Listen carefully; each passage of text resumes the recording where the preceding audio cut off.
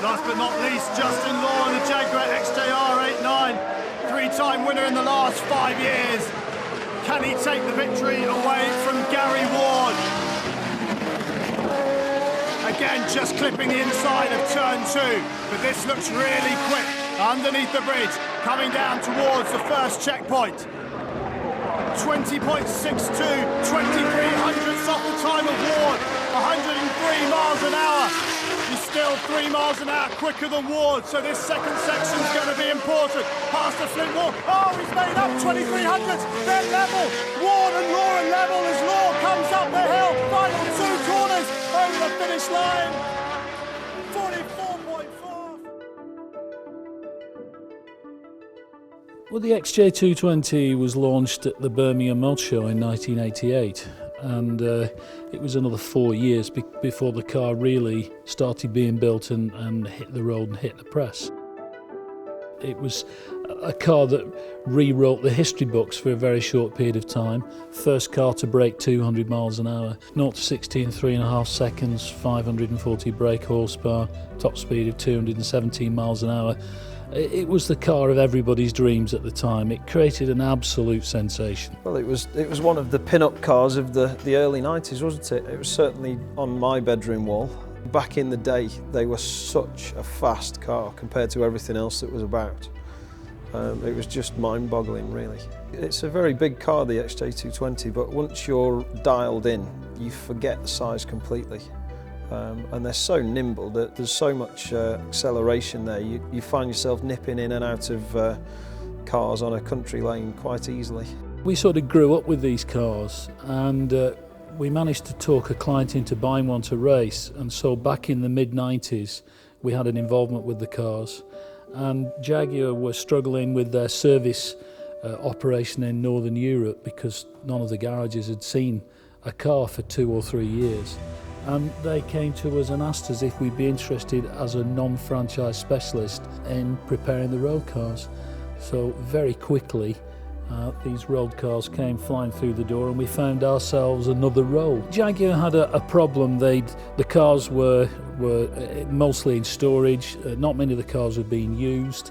The very few cars that were being used were being thrown at Jaguar for preparation, and Jaguar had very limited servicing and limited time. So they came to Justin and I, we were racing a car, and they said, look, would you help us out, and can we bring customers to you, and you understand the car, and can you service them? So a car would come to us and it would be turned around in 3 days. We had a very great understanding of the car at that time with Justin and Win Percy, both of them who were driving these cars for us at the time in races. It's a very humbling situation to be in, to be caretaker of a very important part of motoring history.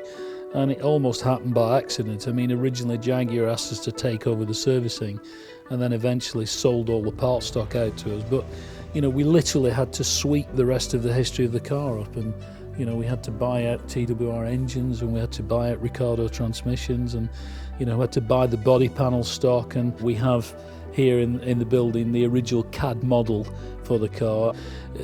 Nobody really loved the car 10 years ago, and very few people were really interested in it, and Jaguar weren't really too interested either. And I think recently Jaguar have realised the car really never did them any harm, and now they've started to embrace it. Most of the cars have to come here periodically to be properly sorted out because there isn't that infrastructure around the world in other countries to do it. Hence, you can see the cars here from Russia and from the Middle East and Far East, the United States.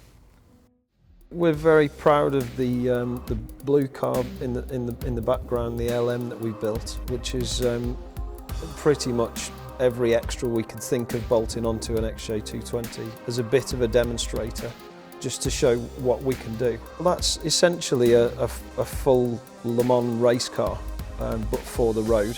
So it has interior trim rather than being fully stripped out. But it has all the race suspension. The engine we've developed and is now running about 800 brake horsepower and is very, very good, usable horsepower. The car's not nasty to drive at all. It's really is a positive thing. And we have a lot of interest from other XJ220 owners wanting the same thing. And I think we'd like to see a true 220 miles an hour plus out of one of these cars, so this is something we'll do this year.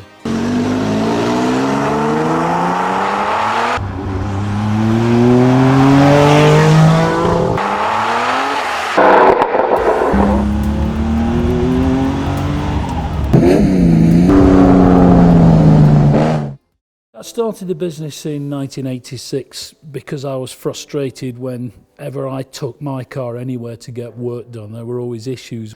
And I wanted to set up a business that did good quality work on the basis if you do good quality work, people will always come back. I was always very interested in how to make a car go faster and how to make a car stick together when it goes faster.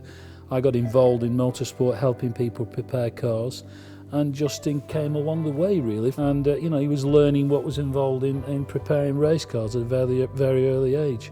My mechanical experience started at the age of 5 when I got given a motorbike, and I was given a small toolkit, and Don was working and away quite a lot of the time, so he said, you're going to be on your own, you need to look after this thing yourself, and he showed me how to maintain it and look after it. Don was preparing cars at the weekend, race cars, and I'd take my little motorbike along to the races, so that was the start of it really, all the smells of the paddock and getting to ride my bike around the infield. I used to get on the first available bus from school and go down to where the workshop was and just help out into the evening. Don used to work until 8 o'clock back in those days when he was getting the business off the ground. And I'd be there just to help out, even if it was going to the shops to buy him some chocolate because he was hungry or whatever. At the age of 14, in about 1991, we'd built an XJS with a 7-litre Group C engine in it. And I used to bunk the odd day off school and go and drive it up and down the airfield, which was quite an experience at that age.